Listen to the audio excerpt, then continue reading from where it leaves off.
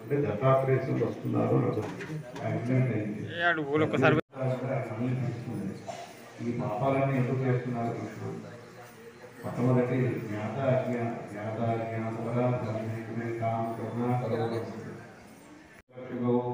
ఇవామి దుష్యత మధ్యబోధయా ప్రసీదత ఆయన గురువు సమస్తం తెలుసు కాబట్టి ఆయన కొంచెం విషయం వచ్చేది. అదే ఈ మంత్రంలో ఉన్నట్లు అర్థం.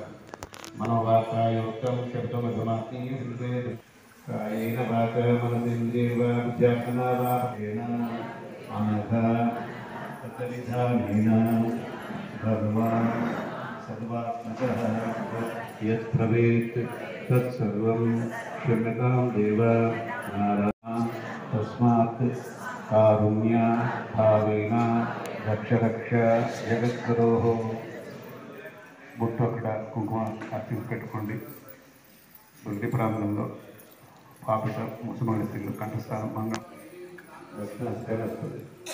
చెప్పండి బ్రహ్మ విష్ణు ఇది వాసవిష్ణు పక్కవార్త బ్రహ్మ రైవన్నిక నమస్తుభ్యం. 3 వర్ణాలు ఉన్నాయి కలర్ రంగులు. ఒల్లు రోడ్డు పాతగిరి పట్టినటువంటి శ్రీ వరద దత్త క్షేత్రంలో గత 40 సంవత్సరాల నుండి 35 సంవత్సరాల నుంచి కూడా ఆలయంలో నడవబడుతుంది. ఇక్కడ సామూహికంగా శ్రీ అనఘాష్టమి వ్రతం చేస్తున్నాం. ఈ వ్రతం యొక్క ముఖ్య ఉద్దేశము పురాణ ప్రకారంగా తీసుకున్నట్టయితే దత్తాత్రేయుడు చెప్తారేంటంటే మనిషి యొక్క సమస్తమైన కష్టాలు బాధలకు అన్నిటి కూడా మూలకాలు వాడు తెలిసి చేసినటువంటి అనేకమైన పాపాలు, దానికి మూలమైనటువంటి గుణాలు దుర్గుణాలు త్వరలో ఇవన్నీ ఉంటాయి. వీటన్నిటి కూడా క్రమక్రమంగా కూడా నాశనం చేసి తీసివేసి వాడిని పరిశుద్ధిని చేయాలి. ఆ పరిశుద్ధత రావడానికి అనగుడు అంటే పవిత్ర పరిశుద్ధిని చేసేవాడు, మనల్ని పవిత్రం చేసేవాడు. అఘము అంటే పాపం. ఆ పాపాన్ని తొలగించి అనగులను చేసేటువంటి మహాశక్తివంతమైన వ్రతం కలియుగంలో ఆచరించినట్టయితే ఒక అశ్వమేధయాగం సిద్ధిస్తుందయ్యా.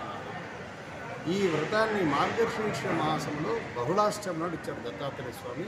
అంటే వచ్చే నెల మార్గశీర్ష మాసం విష్ణు స్వరూపుడు.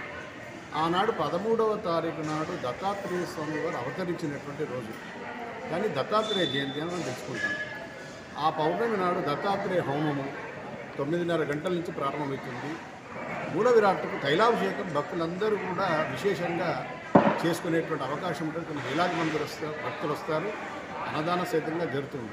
ఇది 13వ తారీఖు నాడు ఆదివారం జరుగుతుంది. ఆ తర్వాత 10 రోజుల తర్వాత 23వ తారీఖు నాడు సోమవారం నాడు ఈ అనఘావ్రతం ఇచ్చినటువంటి యొక్క రోజు మనకు బహుళాష్టమి అనుకున్నాం కదా, ఆ రోజు వస్తుంది. ఆ రోజు నాడు సుమారు 2000 మంది వ్రతం చేస్తారు.